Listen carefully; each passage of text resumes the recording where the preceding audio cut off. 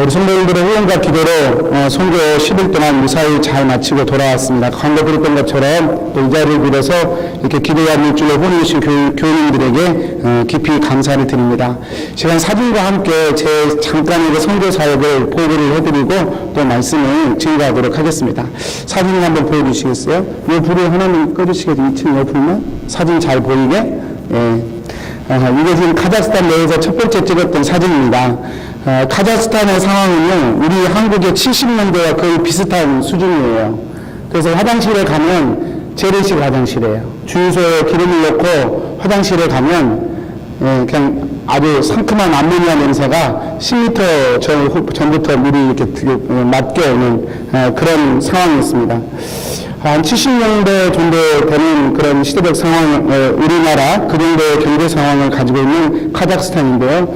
인구는 1600만 명이고, 땅의 넓이는 넓어가지고 한국의 22배라고 그래요. 굉장히 땅덩어리는 넓은데 대부분이 쓸모가 없습니다. 황폐한 땅이에요. 그래서 아직 지금 그곳에서 석유가 요즘 최근에 개발되어서 급격하게 발전하고 있는 지역 중에 하나인데, 아무튼 지금까지는 70년대 한국의 상황이라 보시면 맞습니다. 재밌는 것은요, 자동차들을 주로 중고차들이 다녀요. 새 차들은 많이 없고 중고차들이 다니는데, 일본에서 수입하면 핸들이 오른쪽에 있고요, 미국에서 수입한 차는 핸들이 왼쪽에 있는 거예요. 그리고 다닐 때는 저희 캐나다하고 똑같아요. 도로는 똑같은데 핸들이 각자 다 달리 있는 거예요. 참 재밌었습니다. 사고 안 나고 다니는 게 참 신기했어요. 저희를 이렇게 라이드 해주셨던 목사님의 차를 제가 안에서 찍었는데, 일본에서 수입한 차라 핸들이 오른쪽에 있어요. 근데 차는 저희 가는 방향은 저희 캐나다하고 똑같아요. 그래서 참 신기하다, 불안하기도 하고 신기하기도 하고 그랬습니다. 제가 카자흐스탄 가서 좀 또 신기했던 것은, 여러분, 가스관이요. 가스관이 이렇게 지하에 묻혀 있어야 정상인데, 저 노란 선이 지금 가스관입니다. 카자흐스탄과 조지아도 마찬가지예요. 가스관을 바닥에 묻지 않고 그냥 공중으로 그대로 이렇게 노출시켜 놨습니다. 야, 어떻게 저럴 수 있을까? 불안해서 어떻게 살까? 그런 생각이 들었는데요. 그건 저의 생각이고, 우리 카자흐스탄 분들은 전혀 염려 없이 그렇게 지내고 있었습니다. 제가 이제 카자흐스탄에 이틀에 거쳐서 토론토에서 뉴욕으로, 뉴욕에서 러시아로, 러시아에서 카자흐스탄으로 이렇게 비행을 이틀에 거쳐서 이렇게 했는데요. 그렇게 해서 월요일 그쳐서 화요일 날 새벽 2시에 카자흐스탄의 알마티 공항에 도착을 했습니다. 알마티 공항에 도착을 해서 3시간을 달려서 아주 시골에 있는 두 교회를 방문하게 되었습니다. 하나는 우리 UMS에서 개척한 현지인 교회고요. 하나는 지금 우리 한국인 선교사님이 20년 전에 이렇게 개척했던 그런 교회를 저희가 방문했습니다. 선교사님이 한 20년 정도 사역을 하셨는데, 한 200명까지 부흥을 했었는데, 이 탄압이 심해가지고 지금은 5명밖에 남지 않았어요. 교회 건물이 저렇게 큰데요, 성도가 5명밖에 없어요. 우리 선교사님은 70대 후반이신데 이 스트로크를 맞으셔가지고 말씀을 못하세요. 그래서 굉장히 열악한 그런 환경의 교회를 저희가 방문해서 사정을 좀 듣고, 또 UMS에서 이렇게 모금한 헌금도 좀 드리고 이렇게 위로하는 시간을 저희가 가졌습니다. 그리고 그거 하고 다시 3시간을 달려서 알마티로 돌아왔습니다. 그때가 화요일날 오후 4시였고요. 그때부터 저희가 목적했던 목회자 세미나를 할 수 있게 되었습니다. 화요일부터 금요일까지 목회자 세미나를 진행했는데요. 사진을 한번 보여주시면, 넘겨주시겠어요? 이게 세미나 첫 번째 장면입니다. 찬양을 하고 세미나를 했었는데, 제 김혜태 목사님과 제가 이렇게 반반씩 나누어서, 숫자가 많아서 숫자를 반반씩으로 나누어서 이렇게 번갈아 가면서 강의를 진행했고요. 아침부터 저녁까지 아침 7시에 예배드리고 8시에 식사하고 9시부터 12시까지 오전 강의하고 12시부터 1시 반까지 식사하고 1시 반부터 6시까지 오후 강의 진행하고, 그리고 또 1시간 식사하고 7시부터 9시까지 강의하는, 정말로 성경만 읽고 찬양하고 기도하고 성경 읽고 찬양하고 기도하는 시간만 이렇게 쭉 보낼 수 있었습니다. 얼마나 말씀을 사모하시던지요. 제가 도전받았습니다. 무슨 말만 하면 이 말씀을 적는 거예요. 지금 저렇게 성경책하고 수첩을 항상 앞에 두고 있어요. 그래서 말만 하면 다 적어요. 너무 많이 적으신 것 같아서 제가 한번 물어봤어요. 뭘 그렇게 적으시냐고. 왜 이렇게 적으시냐고 그랬더니 이분들이 하시는 이야기가 이 세미나가 1년에 딱 한 번 있어요.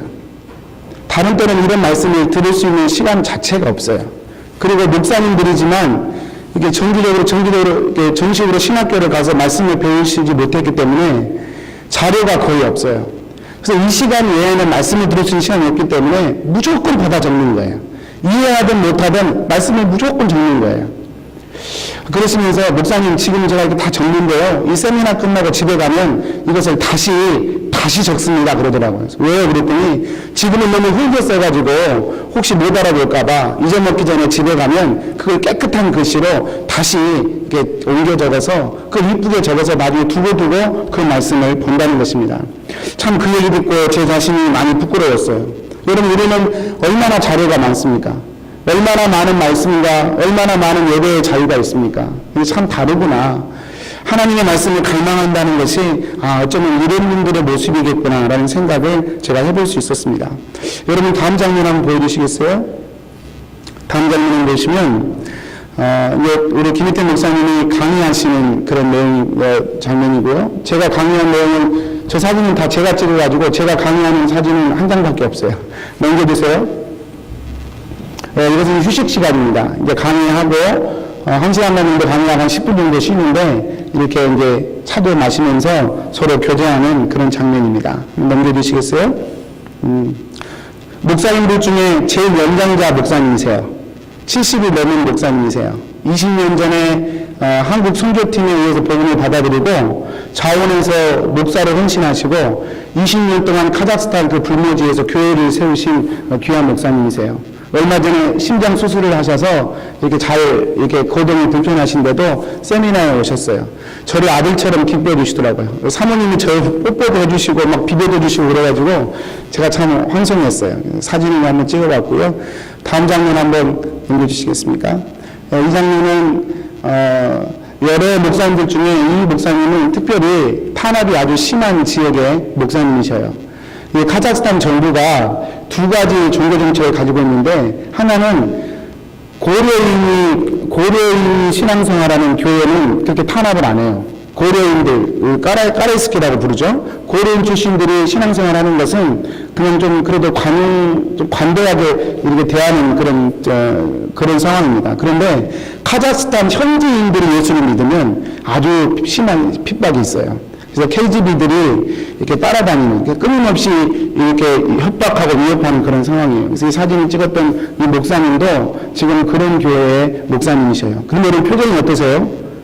굉장히 밝으시죠? 굉장히 저를 웰컴해 주시고 또 말씀을 사모해 주시고 오히려 제가 많이 배우고 느낄 수 있었던 그런 목사님이십니다. 또 다음 장면 한번 보시겠어요? 지금 식사 장면인데 식사 시간이 되면 김혜태 목사님이 밥을 푸시고 저는 의자 이렇게 정렬하고 그래서 현지 목사님들이 편하게 식사할 수 있도록 그렇게 섬기는 그런 장면입니다. 다음 장면 한번 보여주시겠어요? 예, 이게 전체 사진입니다. 목회자 세미나에 오셨던 현지 목사님들이 이렇게 좀 많으셨고요. 저하고 김희태 목사님 둘이서 이렇게 말씀으로 이렇게 섬길 수 있었습니다. 물론 통역이 있어서 이게 고려인 통역하시는 분이 계셔서 저는 한국말로 하고 그분이 현지 언어로 통역해 주셔서 이렇게 강의를 할 수 있었습니다.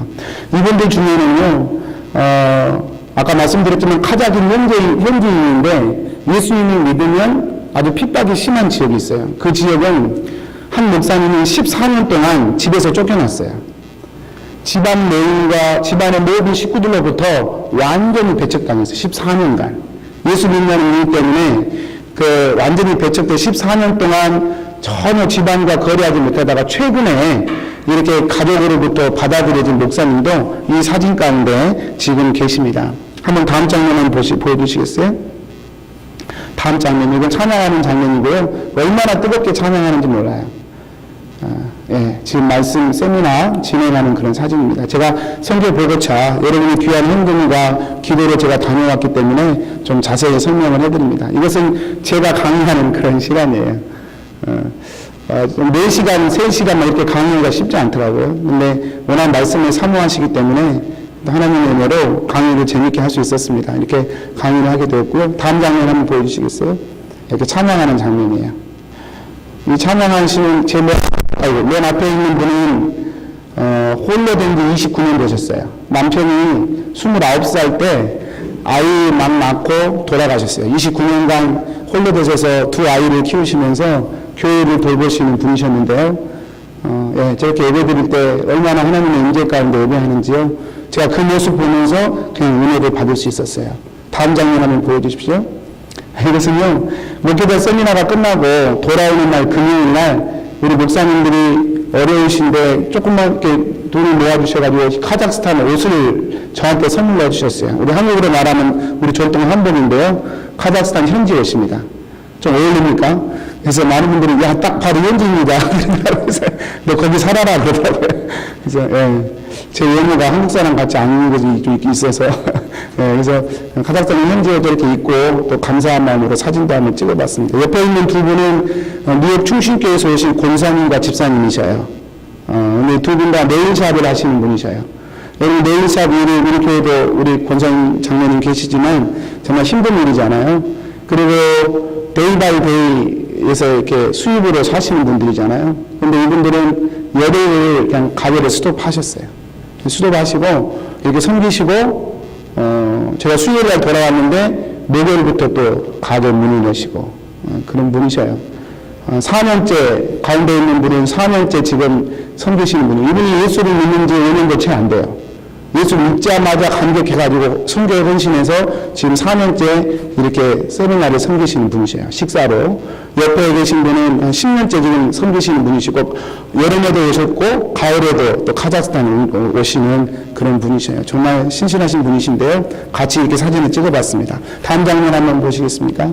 이것은 이제 선교 끝나고 세미나 끝나고 돌아가시는 그런 모습이에요. 표정이 어떠십니까? 굉장히 밝으셨어요. 말씀으로 채워주고 하나님으로 채워져서 결코 쉽지 않은 상황이에요. 아무도 인정해주지 않습니다. 그곳에서 교회 다닌다는 얘기는 나는 바보야 라고 말하는 것과 같은 거예요. 그런데 그 사역의 현장으로 다시 가시는 거예요. 근데 얼마나 밝은 모습으로 가시는지. 세상적인 어떤 부귀 영화가 기다리는 거 아니에요. 세상적인 어떤 평안함이 기다리고 있는 거 아니에요.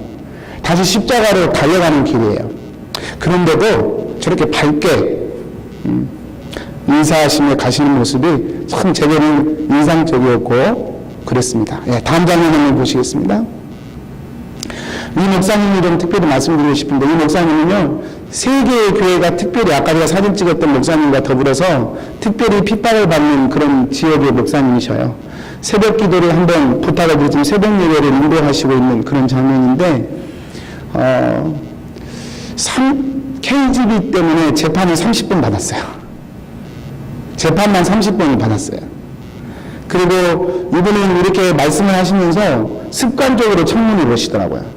습관적으로 창문을 이렇게 이야기하시다가도 창문을 이렇게 확인하고 또 이야기를 하고 그래요. 그래서 왜 그런가 했더니 이분이 설명을 해주시는데 교회에서 설교를 하면 창문에 꼭 누가 서 있대요.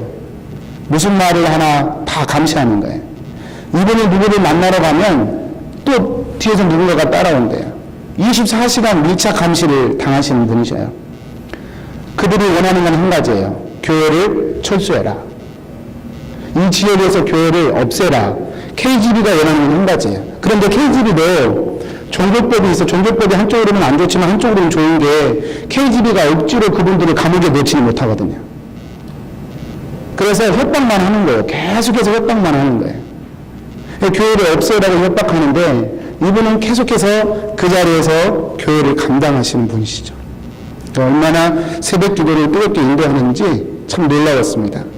그러시면서 이제 이분이 가시면서 이제 저랑 이렇게 포옹하면서 정말 하나님의 나라를 위해 살자 서로 그렇게 동기부여하고 그렇게 헤어질 수 있었습니다. 예, 얼굴이 굉장히 힘든 그런 분이셨는데요. 참 귀한 만남이셨습니다. 이렇게 4박 5일 동안 화요일부터 금요일까지 세미나 사역을 진행했고요. 아침부터 저녁까지 계속 말씀 보고 그다음에 찬양하고 기도하는 그런 시간들을 보내었습니다.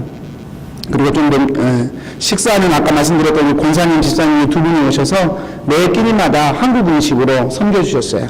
뉴욕에서 다 재료를 가지고 오셔가지고 매 끼니마다 이렇게 이분들한테 한국 음식을 이렇게 선보이고 이렇게 섬겨 주셨습니다. 참 감사한 일이었고요. 제가 이렇게 섬겨하는 것을 보면서 선교는 달란트로 섬길 수 있구나 다시 한번 느꼈어요. 의사 선생님은 의술로 선교할 수 있으시고요. 또 음식 솜씨가 있으신 분은 음식으로 섬길 수 있으시고요. 또 가르치는 은사가 있는 분은 가르치는 은사로 이렇게 섬길 수 있는 게 참 선교의 아름다움이구나. 여러분 누구나 하실 수 있으십니다. 여러분 누구나 함께 마음만 있으면 제가 가서 이렇게 좀 섬기고 돕고 그랬으면 좋겠다라는 생각도 한번 가져보게 됩니다. 이렇게 사역들이 진행되었고요. 이제 금요일까지 진행되고 금요일 오후 4시에 마침 예배를 끝으로 세미나 사역은 마무리되었습니다. 그리고 금요일 오후 7시 반 비행기로 저는 카자흐스탄 옆에 있는 조지아라는 나라로 이동하게 되었습니다. 한 4시간 정도 비행을 하였는데요. 조지아에서는 카자흐만큼 그렇게 타이트한 사역은 없었어요. 조지아에서는 내년에 저희가 목회자 세미나를 할 예정인데 그 장소 탐방과 또 선교팀이 파송될 그 지역을 미리 탐방하는 그런 시간들이었습니다. 한번 넘겨주시겠어요? 제가 조지아에 첫 번째 도착해서 첫 번째 갔던 지역입니다. 가즈벡이라고 하는 조지아에서 가장 높은 해발 5,000m, 여러분 해발 5,000m는 백두산 2,500m예요.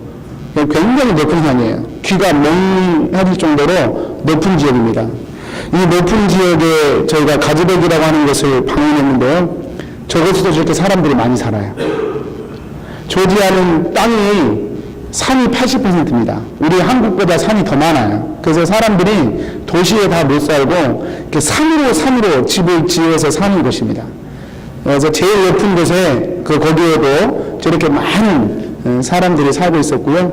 특별히 이 장소가 제게 의미 있었던 것은 바로 이 마을 건너편에 저희 교회가 입양한 체첸이라고 하는 미 전도 종족이 이 마을 건너편에 있어요. 그래서 저기서 그 체첸전을 바라보면서 저희가 마음을 모아 기도할 수 있었고요. 내년에는 이제 저희가 선교팀이 이곳에 파송되어서 복음을 이렇게 전할 예정입니다. 이렇게 저희가 트리블릿이라고 하는 곳에서 저희가 이렇게 첫 번째 탐방을 했고요. 다음에 두 번째 사진 한번 보여주시겠습니까?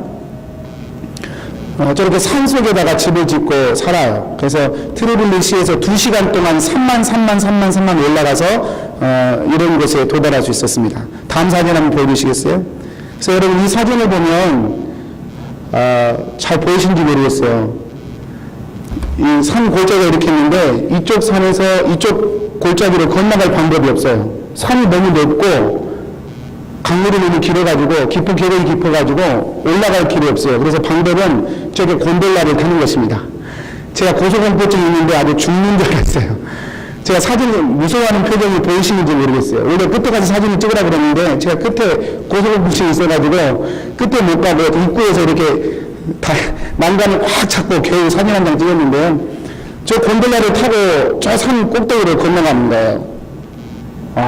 정말로 무서웠습니다. 제가 타고 저기 탔어요. 결국은 안 탈 수 없어서 다 타고 가야 되니까 제가 탔는데 정말 이 다리가 후들후들 떨리더라고요. 그렇게 무서운 경험도 처음인데 고소공포증이 있어서 아무튼 이렇게 타고 건넌 마을로 건너갑니다. 건너가서 이제 복음을 증거해요. 올해 우리 김희태 목사님 말씀에 의하자면 사전 선교팀이 올해 여름에 한번 첫 번째로 투입이 됐었대요. 그래서 저 건넌 마을로 가서 복음을 전해봤는데 저기 다 이슬람 마을이에요. 터키와 국경 지역이어서 터키의 이슬람이 다 건너와가지고 다 이슬람 그런 마을인데 거기서 말씀을 증거했을 때 사람들이 그 얘기를 전혀 들어보지 못한 복음에 대해서 한 번도 못 들어본 사람들이 이 마을 전체 사람들이었습니다. 그래서 복음에 좋은 저희가 전도의 대상으로 삼을 수 있겠다 그래서 정했고요. 그래서 내년부터 이렇게 저희가 투입될 예정입니다. 그래서 저걸 타고 한번 제가 다녀왔고요. 내년에 제가 선교팀으로 투입되면 제가 저 지역에서 선교를 하게 될 것입니다. 한번 다음 사진 보여주시겠어요? 이 사진도 제게는 참 의미 있는 사진인데요. 조지아의 도시가 두 개입니다. 트리블릿이라고 하는 도시, 우리나라 한국으로 말하면 서울과 같은 도시고요. 다음에 바툼이라고 하는 도시가 있어요. 한국으로 말하면 부산과 같은 도시예요. 이 두 개의 도시가 조지아라고 하는 나라에서 아주 중요한 두 도시인데 이 스트루블리시에서 조지아까지 기차로 5시간이에요. 굉장히 멀어요. 그래서 5시간 타고 다시 바투미로 가서 이 목사님을 만나게 되었습니다. 이 목사님을 만난 이유가 뭐냐면 이 목사님은 바투미의 유일한 개신교 목사예요. 바투미 전체가 다 개신교가 없습니다. 바투미 전체 도시에 교회가 이분 교회 하나밖에 없어요. 그래서 제가 이분한테 물었어요. 식사하면서 당신은 어떻게 예수님을 하나님으로 만나셨습니까? 이렇게 물었더니 이분이 이야기를 해주시더라고요. 어느 날 친구가 지나가면서 자기에게 복음을 들려줬대요. 근데 그 복음을 들은 그 순간부터 심장이 팡팡팡 거리더래요. 자기도 이상했대요. 왜 내 몸이 그렇게 반응하는지, 내 심장이 왜 이렇게 뛰는지 그 얘기를 들었을 때. 그런데 아무리 생각해도 머리가 이해가 안 되더래요. 그래서 머리는 이해가 안 되는데 심장이 뛰고 이렇게 며칠을 보내다가 너무 괴로워서 기도라는 걸 했대요. 하나님한테 하나님 당신이 정말 신이시면 자기가 지금 처해 있는 어려운 상황인데 이 문제를 풀어주시면 이거 사람이 풀 수 없는 문제니까 이거 문제가 풀리면 당신이 존재하는 것으로 제가 알겠습니다. 그렇게 기도했는데 다음날 그 문제가 풀렸대요. 그래서 뭐 그럴 수도 있지 뭐 우연일 거야 생각하고 또 있었답니다. 근데 또 두 번째 어려움이 또 닥치더래요. 그래서 두 번째 또 기도했대. 하나님 이 문제 풀어주시면 당신이 살아계신다고 제가 믿겠습니다. 근데 두 번째 문제가 또 풀어졌대요. 이렇게 4번에 걸쳐서 하나님이 동일한 방식으로 자신의 삶 가운데 개입하셨대요. 그래서 4번을 경험한 뒤에 더 이상 하나님을 부인하면 안 되고 하나님을 반강제로 믿었다고 합니다. 그리고 아버님에게도 전도를 했는데 예수님 믿으라고 말했는데 아버님은 아주 완고한 이슬람의 그런 대표적인 그런 어른이셨는데 어느 날 아버님이 이 목사님을 부르더래요. 그러면서 내가 지금 얘기를 할 테니까 비웃지도 말고 말 중간에 커트하지도 말고 그러라고 하면서 아버님이 얘기해 주시는데 어느 날 낮잠을 자는데 지금 낮잠을 자고 일어났는데 창문 바깥에 구름이 떠 있는데 구름이 하나님 모습으로 자기 눈에 보이더래요. 딱 봐도 하나님이더래요. 그래서 아들이 옆에서 웃으면서 알라 아니야? 그랬더니 알라 아니라고. 딱 봐도 하나님이라는 느낌이 확 들 정도로 구름으로 하나님 모습이 비춰지더래요.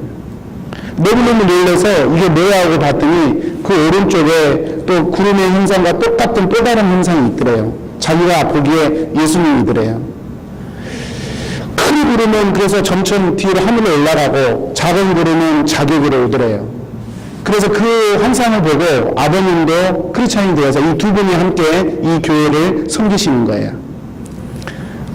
이분은 아주 작은 개척교회지만 꿈이 있어요.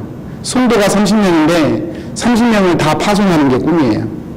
그래서 이 조지아 도시는 이미 삭막해져서 복음을 받아들이지 않고 이렇게 산간 지역에 있는 조지아 그 사람들에게 30개의 교회를 개척해서 그들의 교회를 세우고 복음을 증거하는 게 이 목사님의 비전이에요. 이 목사님의 비전과 UMS의 비전과 지금 맞아서 지금 같이 협력해서 사역할 방법들을 논의하기 위해서 이게 만났던 것입니다. 참 귀한 만남이었어요. 여러분 저런 곳에서도 하나님을 섬기는 사람들을 하나님이 예비해 두셨어요.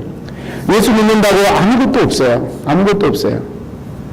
그럼에도 불구하고 저렇게 하나님 섬겨가는 분들을 보면서 참 도전을 받았습니다. 예. 그러니까 불 켜주시겠어요? 이렇게 제가 선교를 마치고 이렇게 돌아오게 되었습니다. 제가 이렇게 선교 탐방도 하고 또 이런 목사님들을 뵈면서 제 스스로에게 이런 질문을 하였습니다.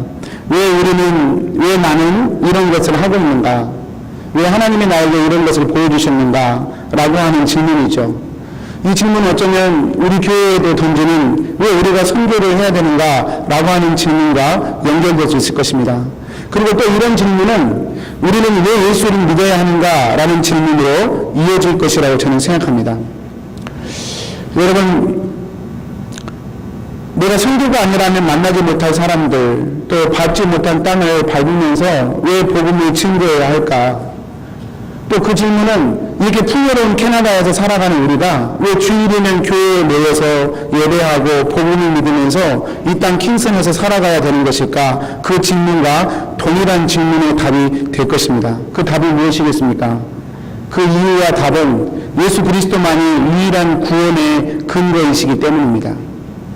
저렇게 산간 지역에 있어도 그분들에게 가서 하나님의 말씀을 증거해야 될 이유는 예수 그리스도가 그들에게 유일한 구원의 근거이시기 때문이고, 캐나다에서 저와 여러분이 이렇게 평안하게 살고 있지만 그럼에도 불구하고 교회에 와서 하나님의 이름을 부르며 나와야 되는 이유는 예수 그리스도가 유일한 구원의 근거이시기 때문이죠. 오늘 본문의 말씀은 다시 한번 우리에게 그것을 보여주고 있습니다. 여러분, 예수님이 십자가에서 죽으시고 무덤에 장사되셨습니다. 3일째 되던 날 예수님이 죽음에서 살아나셨죠. 그러나 그걸 모르는 막달라 마리아는 주일 아침 예수님의 시신을 보기 위해서 막달라 마리아는 예수님의 무덤을 찾아오게 됩니다. 근데 그곳에서 그녀는 놀라운 광경을 보게 되죠. 흰옷 입은 두 천사가 예수님의 시신이 있던 곳에 머리와 머리맡에 그리고 발끝에 두 천사가 서 있는 것을 보게 됩니다. 여러분, 이 장면은 제가 선교하면서 말씀을 묵상하면서 생각해 볼 수 있었던 그런 말씀이었는데요. 여러분, 이 말씀은 구약 성경에 여러분 속죄소, 법궤의 속죄소를 그대로 재현하는 장면인 것을 저희가 보게 됩니다. 여러분, 출애굽기 25장 19절에서 21절 말씀이에요. 제가 한번 읽어볼 테니까 말씀을 한번 눈으로 보셔요. 한 그룹은 이 끝에, 또 한 그룹은 저 끝에, 또 속죄소 두 끝에 속죄소와 한 덩어리로 연결할지며, 그룹들은 두 날개를 높이 펴서 그 날개로 속죄소를 덮으며 그 얼굴을 서로 대하여 속죄소를 향하게 하고 속죄소를 궤 위에 얹고 내가 내게 줄 증거판을 궤 속에 넣으라. 그림으로 보면 이런 거예요. 그림으로 보시는 것도 쉬우실 거예요. 이게 법궤입니다. 성서에서 가장 중요한 모든 율법과 하나님의 마음의 핵심 중의 핵심이 이 법궤죠. 여러분, 이 법궤는 상자처럼 생겼습니다. 근데 이 상자에 뚜껑이 있어요. 이 뚜껑을 뭐라고 얘기하냐면 속죄소라고 얘기합니다. 그리고 이 뚜껑의 속죄소의 양 곁에 그룹은 뭐냐면 천사를 그룹이라고 그래요. 천사가 날개를 펴서 두 천사가 이렇게 이 속죄소 뚜껑을 이렇게 덮고 있는 그런 장면입니다. 이게 전체가 법궤예요. 그래서 이 뚜껑, 이 속죄소, 죄를 용서해 준다는 뜻을 가진 속죄소, 그리고 그 속죄소 끝에 두 천사가 날개로 이게 속죄소를 품고 있는 장면이 법궤의 장면입니다. 여기에서 하나님이 이스라엘 백성들에게 은혜를 베푼다 그래서 이것을 시은소라고 저희가 말하기도 하죠. 여러분, 이 장면이 오늘 우리가 했던 요한복음 20장에 그대로 재현되고 있다고 말이에요. 예수님이 시신으로 누워 있었는데요. 거기에 천사가 나타났어요. 그리고 천사가 예수님의 머리끝과 발끝에 날개를 펴고 서 있는 거예요. 구약에서 예언했던 우리 인간의 죄를 용서해주는 하나님의 방법, 하나님께서 속죄소를 통하여 인간의 죄를 품어주시겠다 약속하신 그 언약이 이제 예수님에 의해 완전히 이루어졌음을 상징적으로 지금 보여주고 있는 거예요. 여러분, 예수님이 십자가에 죽으신 것으로만 우리의 죄사함이 완성되지 않아요. 왜냐하면 십자가에 죽어서 부활하지 않는다면 그것이 하나님이 행하신 일임을 우리가 알 수 없기 때문이죠. 그래서 예수님은 십자가에 죽으시고 부활하셨어요. 그래서 오늘 말씀에 보면 예수님의 시신이 있던 곳에 예수님의 시신이 없어요. 왜냐하면 부활하셨기 때문에. 예수님의 십자가와 부활이 양 천사의 그룹의 그 천사의 존재와 함께 하나님의 말씀, 하나님의 언약이 완성되었음을 지금 예수님은 이 그림은, 이 성경은 우리에게 보여주고 있는 것입니다.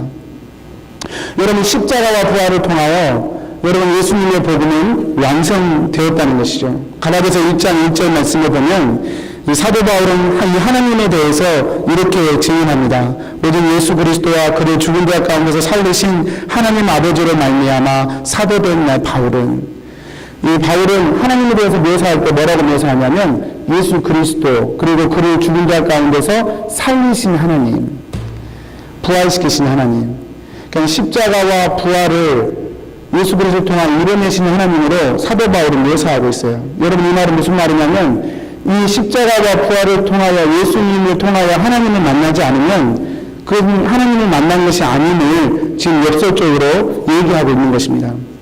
여러분, 이 속죄소가 예수님의 부활을 통하여 완성되었다는 거예요. 여러분, 그래서 그것이 복음입니다. 그래서 선교지에 가서도 그 복음을 증거하는 것이죠. 저와 여러분은 이곳에 모여서도 그 복음을 생각하고 떠올리는 것이죠.